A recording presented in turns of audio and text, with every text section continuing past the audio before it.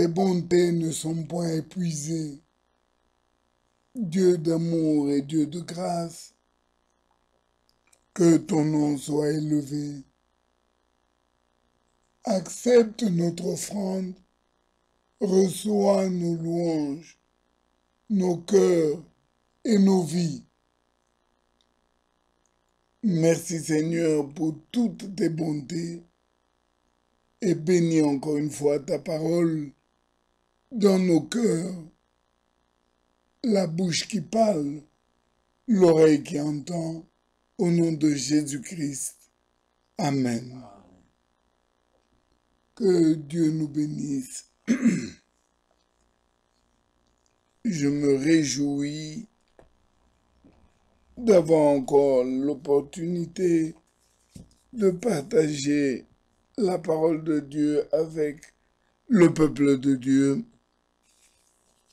Mon frère nous a lu Hébreux au chapitre 12.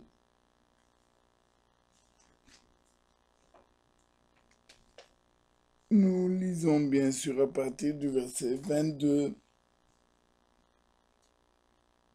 Mais vous vous êtes approchés de la montagne de Sion, de la cité du Dieu vivant, la Jérusalem céleste, des myriades qui forment le chœur des anges,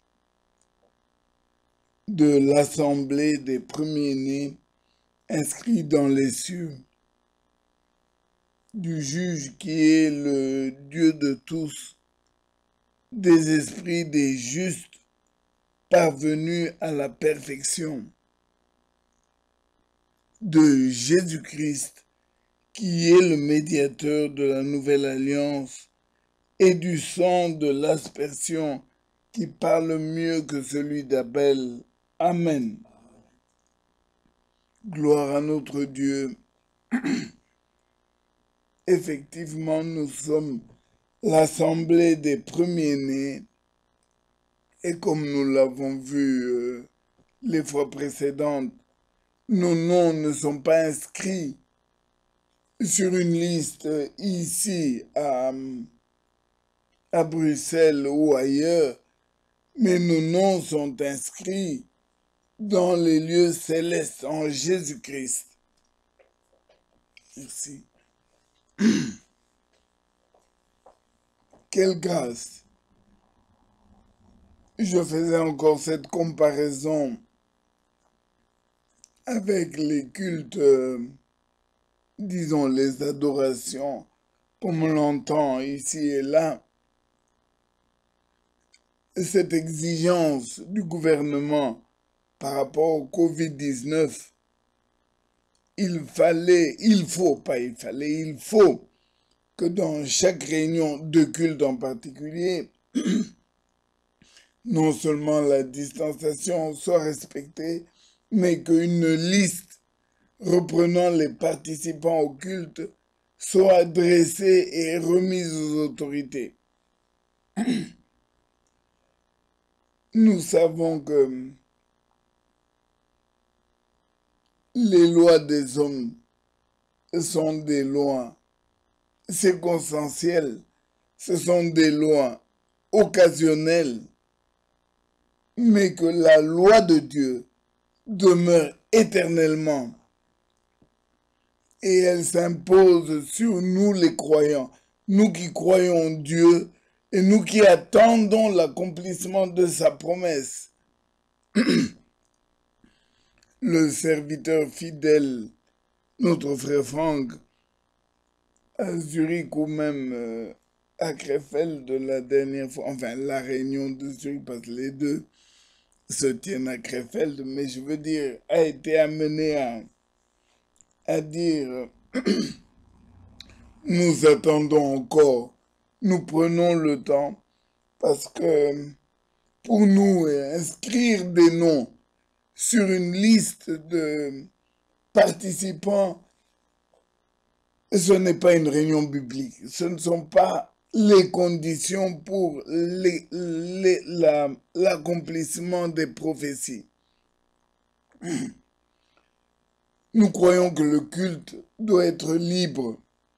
Nous croyons que le culte, on y entre et on y sort tranquillement, librement, sans avoir à établir une liste de membres. Parce que nos noms à nous, en tant que membres du corps du Christ, en tant que premiers-nés, sont inscrits dans les cieux. Gloire à notre Dieu. Et cette assemblée, j'ai toujours beaucoup de joie d'en parler. Elle n'est pas localisée quelque part. Elle ne peut même pas. On ne peut pas trouver un terrain, une salle pour la contenir. Je répète encore une fois. Font partie de cette assemblée déjà le tout premier croyant, Adam, jusqu'au dernier qui viendra, le dernier qui entrera dans le corps, les nés de nouveau, ceux qui ont fait une expérience avec Christ, ceux qui ont connu le Rédempteur, ceux à qui Dieu a fait la grâce de réaliser le droit d'aînesse. Alors, rien qu'aujourd'hui, à cette heure-ci, toute la ville de Bruxelles, reprenons même jusqu'à Liège, d'ailleurs j'ai oublié de transmettre, oui voilà, les salutations particulières nous viennent de notre frère Jean-Paul Mouindo de Liège, que nous saluons à notre tour d'ici, ainsi que tous les frères dans le monde entier.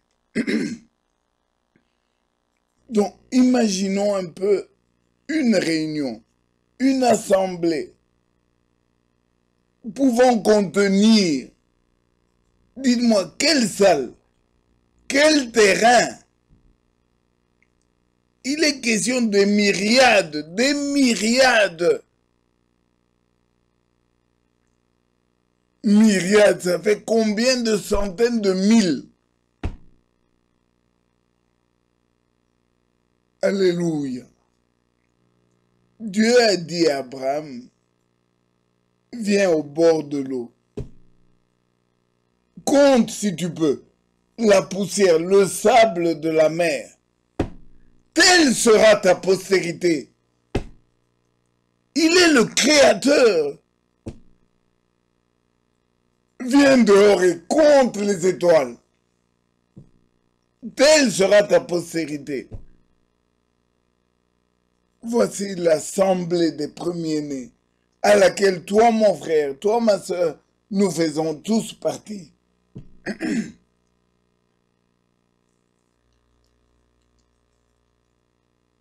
Aujourd'hui, je voudrais, en parlant des premiers-nés, que nous lisions particulièrement ce verset, Galates, au chapitre 4.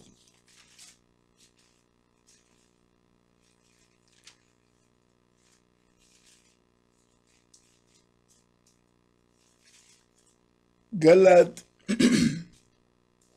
au chapitre 4,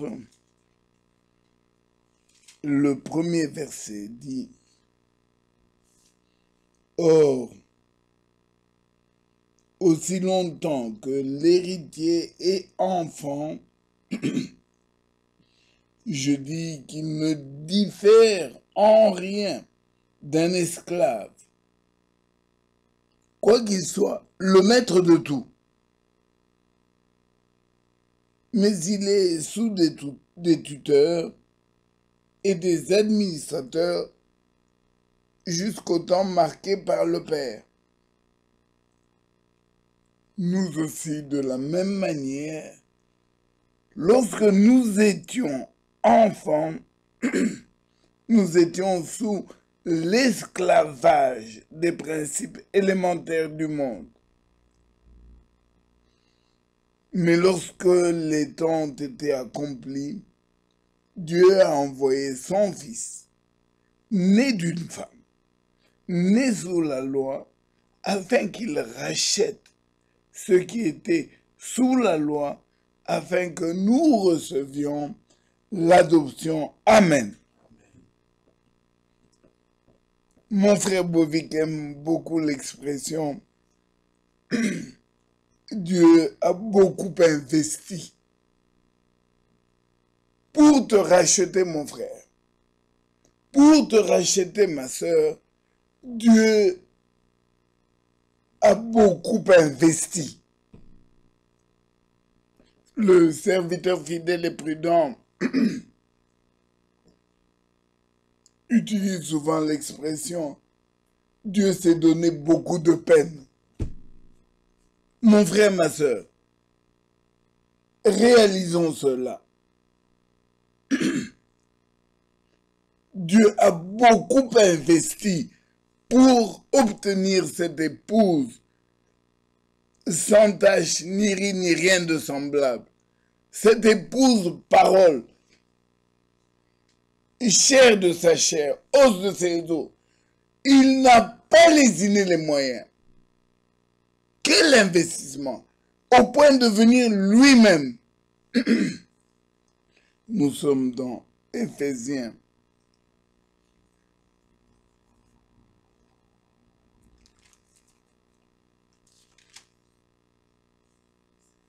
Éphésiens 5.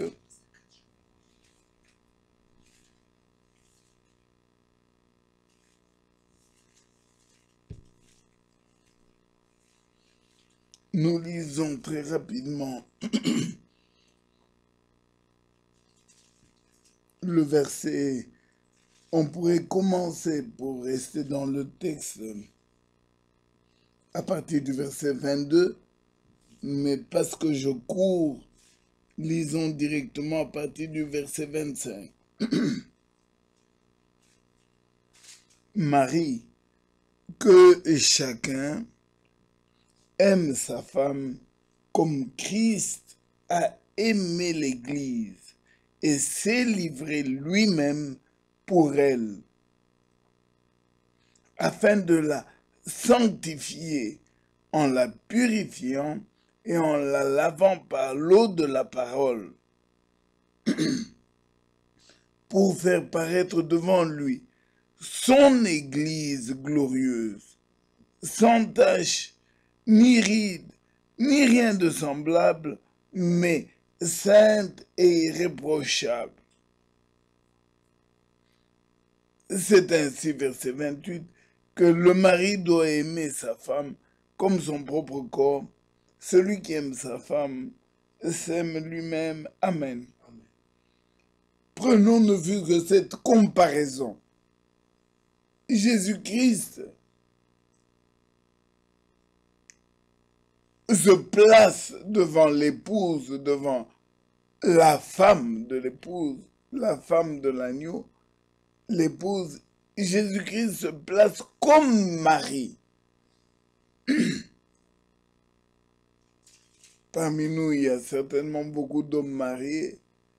Et si chacun devrait raconter l'expérience pour parvenir à ses fins et aboutir au mariage, que de livres et de romans peut-on écrire avec ça? Chaque mariage est une aventure. Chaque aboutissement au mariage est une succession d'événements. Bref, d'investissements. Et voici que Christ, en tant qu'époux, s'est livré lui-même. Il est allé jusqu'au sacrifice le plus élevé. Job dit, Job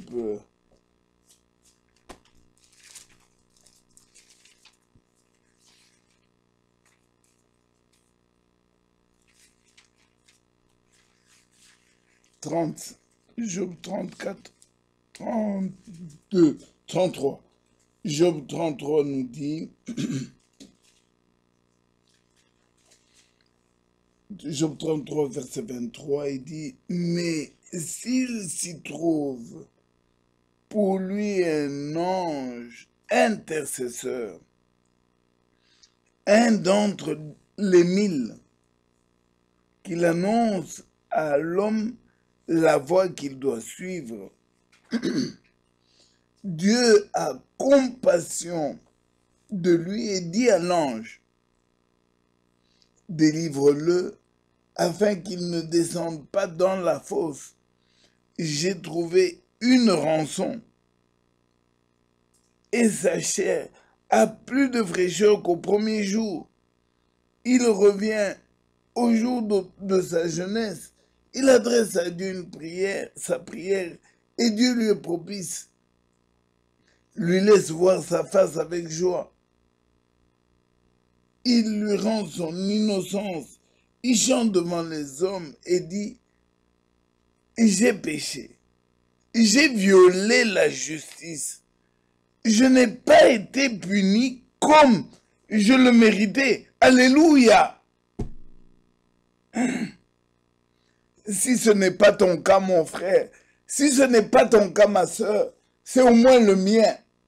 Et tout véritable racheté, tout véritable élu de Dieu, à qui Dieu fait grâce d'expérimenter cette parole, se réjouit. Quel investissement! Au point de ne même pas punir l'iniquité telle que nous le méritions. Il s'est investi. Il a payé la rançon pour nous racheter. Oui, il peut se comparer à l'homme et dire, Marie, aimez vos femmes, comme Christ a aimé l'Église. Il s'est investi, il s'est tracassé, il s'est... Oh, les mots m'échappent. Mais il a réussi. Alléluia! Dans le cœur du racheté, dans le cœur de l'élu, le premier-né. Allez-y, essayez. Ni l'argent, ni le plat de lentilles, ni la beauté, ni les biens matériels, ni les biens à venir ne peuvent nous arracher de l'amour de Christ. C'est à qui il a réussi.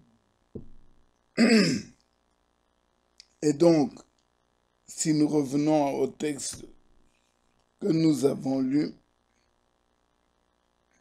de Galates 4,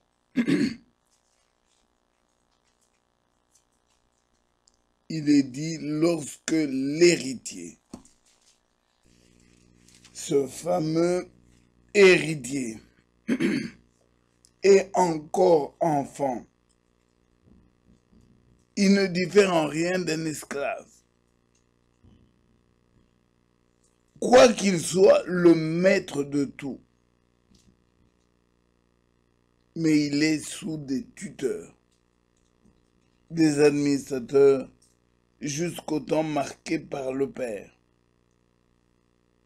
Oui, Dieu a tellement investi et j'ai la joie de vous l'annoncer aujourd'hui parce que nous croyons ainsi. Malachie 4, des années-lumière avant le temps, Dieu a annoncé, avant mon retour, je vous enverrai Élie le prophète. Il a promis, gloire à Dieu. La parole de la promesse s'est accomplie. Elle s'est accomplie pour les enfants de la promesse. Et l'Esprit promis leur a été accordé. Il est fidèle. Il s'est tellement investi. Je voudrais d'ailleurs rappeler qu'il y a à peine quelques jours, nous étions le 11 juin 2020, mais ça faisait 87 ans, si je ne m'abuse, 11 juin 33, 11 juin de, oui, 87 ans, 87 ans, 87 ans. Dieu s'est tellement investi, frères, mes sœurs, réfléchissons un peu, transposons-nous à cette période. Le Dieu Tout-Puissant, le Dieu véritable, par une voix audible, par sa puissance, a traversé les temps, a traversé l'espace. Et William Marion Branham se trouvait en train de baptiser la 17e personne. Une voix crie, comme Jean-Baptiste a été envoyé comme précurseur de ma première venue, tu es envoyé avec un message qui sera le précurseur de ma seconde venue. Ça, nous le croyons et nous remercions le Seigneur. Il s'est réellement investi. Comme ça, le ciel s'est déchiré. Des témoins ont fui. D'autres ont tombé syncope. Un événement unique. De la même manière qu'il avait parlé du haut de la montagne au peuple d'Israël, le même Dieu a parlé avec des témoins, une centaine de témoins, confiant le mandat d'Élie le prophète. Pas pour que frère Branham nous parle de sa femme, de la chasse, non, nous parle de ceux qui aiment les gâteaux cerises ou quoi que je ne sais, pour transmettre le message, pas le sien, le message de Dieu. Et ce message n'est pas le message de Branham, il est le message de Dieu qui te cherche, qui me cherche et qui s'est investi pour obtenir cette épouse. Et voilà que notre bien-aimé frère Branham, a accompli son ministère. Et quand le temps est venu, le Seigneur l'a retiré. Alors qu'il avait suffisamment emmagasiné la nourriture, le Seigneur l'a retiré pour susciter un nouveau ministère. Le mandat de Matthieu 24, 45 pour la distribution de la même nourriture, le message, pour qu'il te parvienne, qu'il me parvienne, qu'il parvienne à chacun de nous, et que nous puissions nous préparer à la rencontre avec celui qui nous a tant aimés et que nous aimons tant. Amen.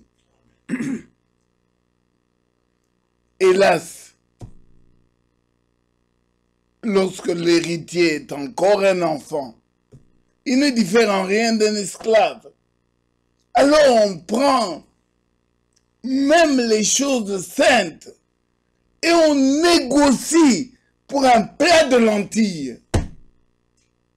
Pour un plat de lentilles, des hommes marchandent avec le salut qui a coûté la vie, qui a coûté le corps de Jésus-Christ sur le bois du calvaire. Oh mon frère, ma sœur, que Dieu nous pardonne. Lui qui est riche en bonté et lent à la colère, il a trouvé une rançon. Il a trouvé une rançon pour expier nos péchés, expier nos forfaits. Combien sont les iniquités qu'Israël, à qui Dieu avait adressé ce salut, cette grâce. Il y a des textes qui font mal au cœur. Et ici est l'occasion pour moi de rappeler ce passage d'Apocalypse 2 concernant Jézabel qui refuse de se repentir. Et pas toi mon frère, pas toi ma sœur, non, ne refusons pas de nous repentir.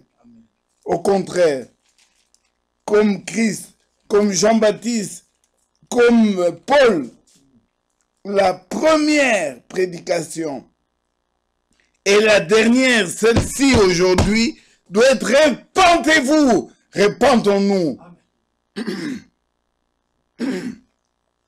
Dans Apocalypse au chapitre 2, je suis au verset 20. Ce que j'ai contre toi, c'est que tu laisses la femme Jézabel, qui se dit prophétesse, enseigner et séduire mes serviteurs pour qu'ils se livrent à la débauche et qu'ils mangent des viandes sacrifiées aux idoles. Je lui ai donné du temps afin qu'elle se repente. Et elle ne veut pas se repentir de sa débauche. Amen. Ces paroles me sont allées très loin dans les entrailles de miséricorde. J'ai crié, oh Dieu, pardonne-moi toutes les fois que j'ai refusé de me repentir. Vous vous imaginez? Dieu donne du temps. Donc, Dieu, non seulement il appelle à la repentance, ce qui a toujours été la prédication, ce qui a toujours été l'appel de Dieu, ce qui a toujours été l'appel de Dieu pour l'élu, pour l'épouse.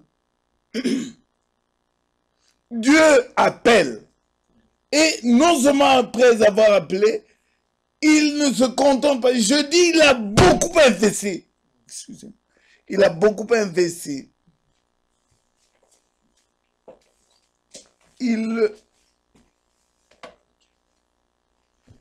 Non seulement, il appelle à la repentance, mon frère, ma soeur. Excusez-moi de me laisser emporter, mais ça m'a tellement déchiré. Il appelle à la repentance. Il appelle à la repentance, mais il donne du temps. Mon frère, ma soeur, remettons un peu ça dans le contexte d'aujourd'hui. Vous vous imaginez un policier qui vous arrête?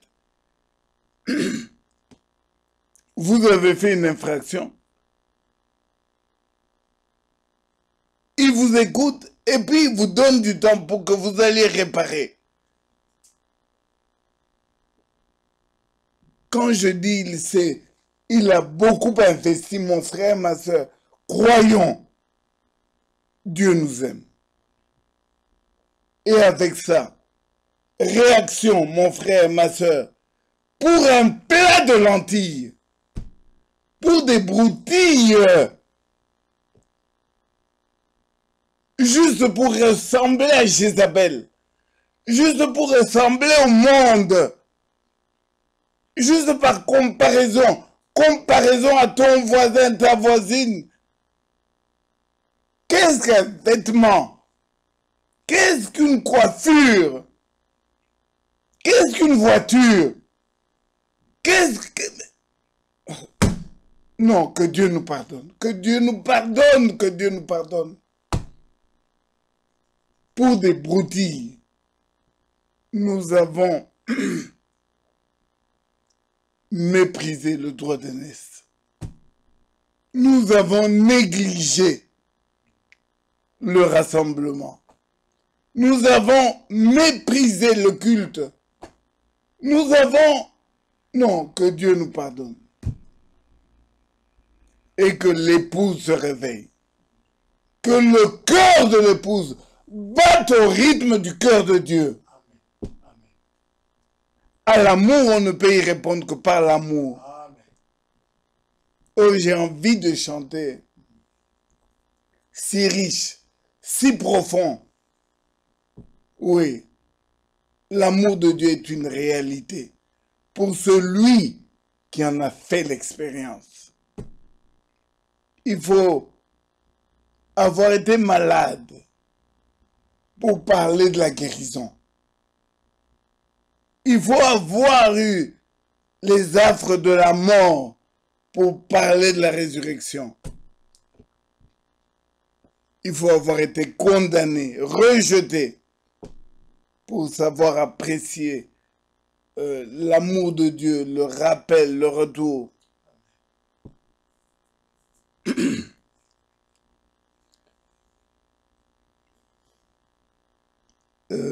Nous étions dans Galates, mais maintenant revenons à notre texte du départ sur Exode,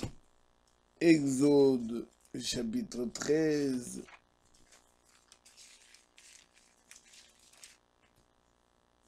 Et ici, je voudrais faire le pont avec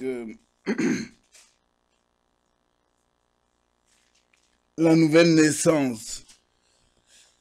Nous sommes dans Galates, Exode au chapitre 13. Exode 13 et le verset 13. Nous avons vu déjà que... Je vais lire. Exode 13 à partir du verset 12. Tu consacreras à l'Éternel tout premier-né, même tout premier-né des animaux que tu auras. Les mâles appartiennent à l'Éternel. Permettez-moi, gardons un doigt ici. Je voudrais très vite ajouter, avant que je n'oublie, Nombre au chapitre 3. Et vous allez comprendre pourquoi très vite. Nombre au chapitre 3.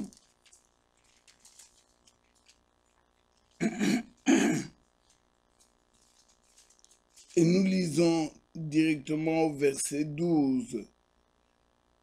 Il parle des sacrificateurs.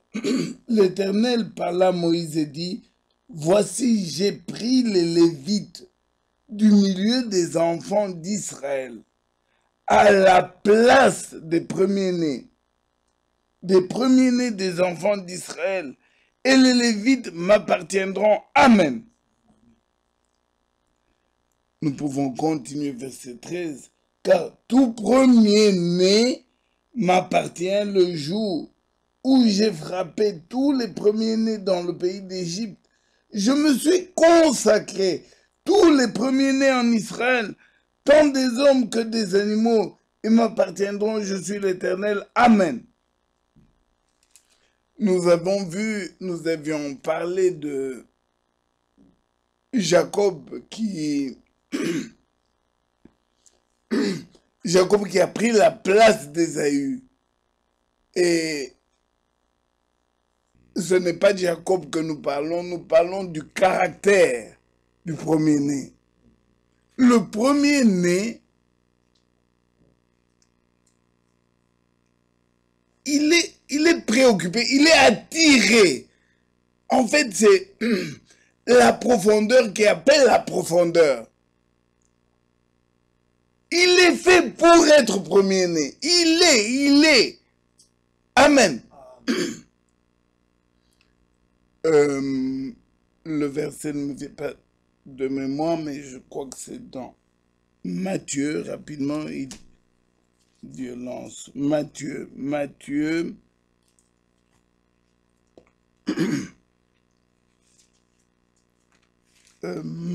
c'est dans Matthieu.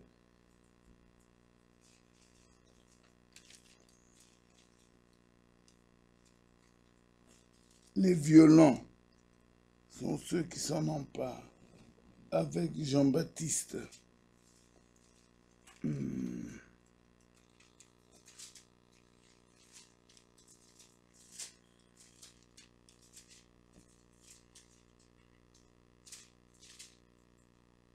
Voilà, j'y suis. Matthieu 11, verset 12. Commençons verset 11 pour le contexte. Je vous le dis en vérité, parmi ceux qui sont nés de femmes, il n'y en a point paru de plus grand que Jean-Baptiste. Cependant, le plus petit dans le royaume des cieux est plus grand que Jean-Baptiste. Amen. Depuis le temps de Jean-Baptiste jusqu'à présent, le royaume des cieux est forcé. Et ce sont les violents qui s'en emparent. Alléluia. Le royaume des cieux, ce n'est pas le mari qui tape sa femme. Ce n'est pas la femme qui gifle l'enfant. Le royaume des cieux appartient aux violents. Oh mon frère Tchunza, la plus grande bataille jamais livrée. Ce n'est pas moi contre frère Tchunza, frère Michel contre moi. C'est la plus grande bataille jamais livrée. C'est, frère Branham disait, l'ennemi de Branham, c'est pas frère Neville. Non! L'ennemi de frère Jean-Claude, c'est pas frère Job, c'est pas frère... L'ennemi de frère Jean-Claude, c'est Jean-Claude lui-même. Le vieil homme combat le nouveau. Voilà la plus grande bataille jamais livrée. Mais Golgotha a vaincu. La vieille nature, le vieil homme a été écrasé à Golgotha. Christ a vaincu. Le victorieux de Golgotha. Alléluia. Mon frère, ma soeur, annonce, proclame, élève la victoire de Golgotha. Pas des phrases, pas des slogans. La foi, la réalité. Le vieil homme, celui qui empêche la bénédiction de Dieu, celui qui empêche le droit d'aînesse, celui qui empêche le vieil homme. Moi on ne peut pas, moi on ne peut pas, toi on ne peut pas, toi qui? Pardonnez-moi, c'est pas une injure, mon frère, c'est pas une injure, ma soeur, mais ce corps comme il est là, que le souffle de vie s'arrête une minute. Ma propre femme, celle qui m'a tant aimé, celle que j'aime autant, elle ne saura pas dormir avec moi. Le corps, ce corps que vous voyez ici, sans mon âme, si l'âme est ramenée vers le Seigneur, ce corps, mes enfants que j'ai acquis, mes enfants pour qui j'ai... Ils viendront, ils vont pleurer dessus, mais dès que tout le monde part, eux aussi partent. Et c'est ce corps qui veut dicter la loi. Ce corps, le plaisir de ce corps, le costume, le corps là, veut imposer sa loi sur l'héritage des premiers-nés. Mon frère, ma soeur,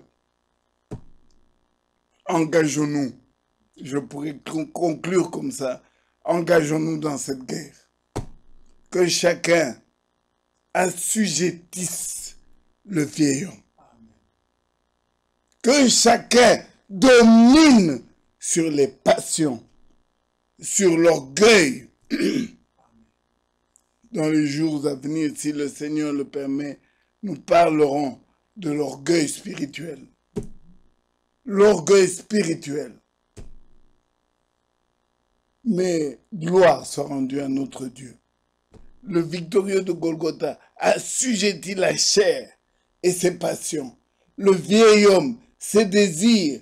Le vieil homme, il est mort pour que nous ayons la vie en Jésus-Christ notre Sauveur. Alors, que chacun ne rappelle pas l'expérience de Branham. Le 11 juin, c'est bien. Moi, je n'étais même pas encore né. Le 2 avril 62, c'est très bien. Mais tu n'étais peut-être même pas encore né. Moi, je n'étais pas né en 62. Et même si j'étais né, ce n'était pas moi. Ce n'était pas toi, mon frère. Ce n'est pas toi, ma soeur. Mais que chacun puisse compter les bienfaits de l'Éternel. C'est-à-dire compter les victoires dans sa marche. Le vieil homme, il faisait ça. Aujourd'hui, je fais ça. Gloire à Dieu. Le vieil homme m'avait conduit de telle manière. Maintenant, non. Je l'ai assujetti. Christ vit en moi. L'inimitié, les querelles. Oh, Hébreux chapitre 3 dit, excusez-moi,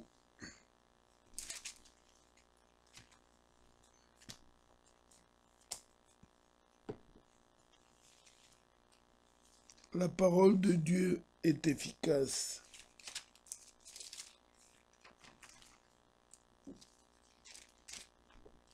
Hébreux 3.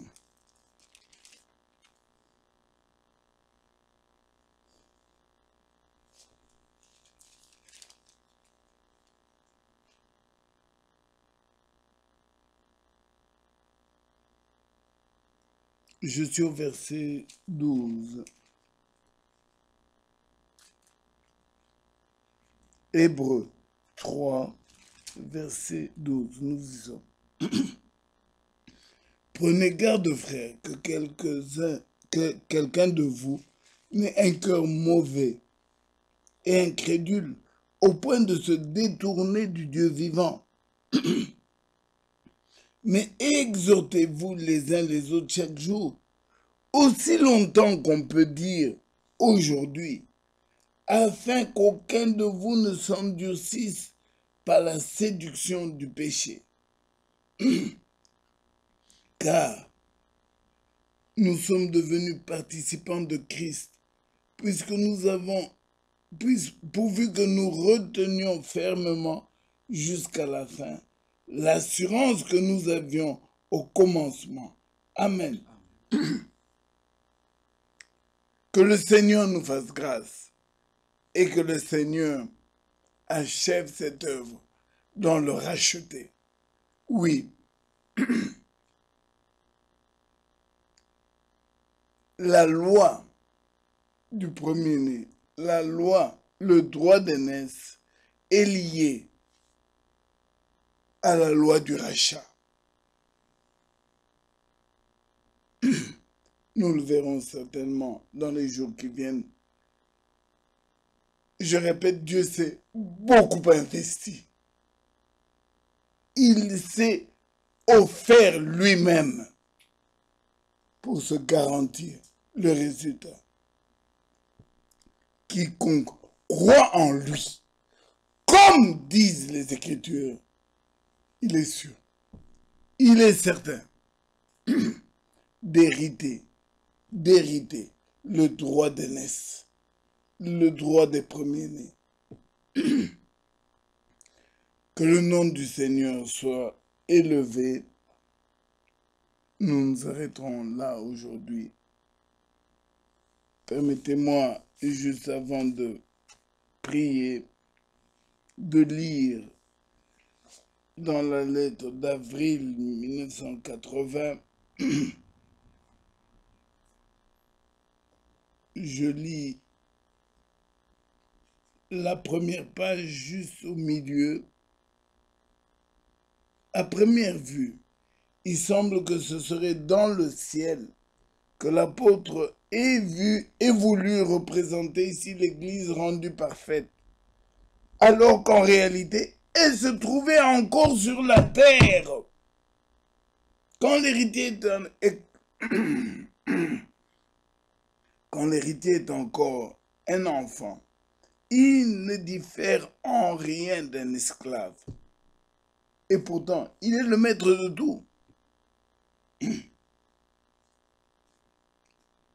C'est Paul qui reçut la révélation du mystère de l'Église afin de l'amener jusqu'à son achèvement. C'est lui justement que Dieu a employé pour écrire les vérités profondes de la parole, parmi lesquelles se trouve l'élection, la prédestination, la transmutation et l'enlèvement. Amen. Quel est le droit d'héritage? Quel est l'héritage du premier-né? Oh oui, nous l'avons vu. Jacob a pris les enfants de Joseph et les a comptés parmi les siens. Mais ce n'était pas seulement pour compter. Ils ont eu part à l'héritage de Jacob, comme Ruben, comme les autres. Désormais, ils sont comptés. Parmi les 12 fils de Jacob, vous avez les 2 de Joseph. L'héritage que Dieu nous promet, toutes les promesses qu'il a faites pour le temps de la fin, la restitution, la restauration complète. Et je termine avec un grand sourire, la double portion. La double portion de l'esprit, mon frère, ma soeur, est pour le premier-né. Celui qui a été racheté et qui l'a expérimenté en réalité. Que le nom du Sauveur Rédempteur Jésus-Christ soit élevé. À lui la gloire et l'honneur au siècle des siècles. Amen. Mon frère Job.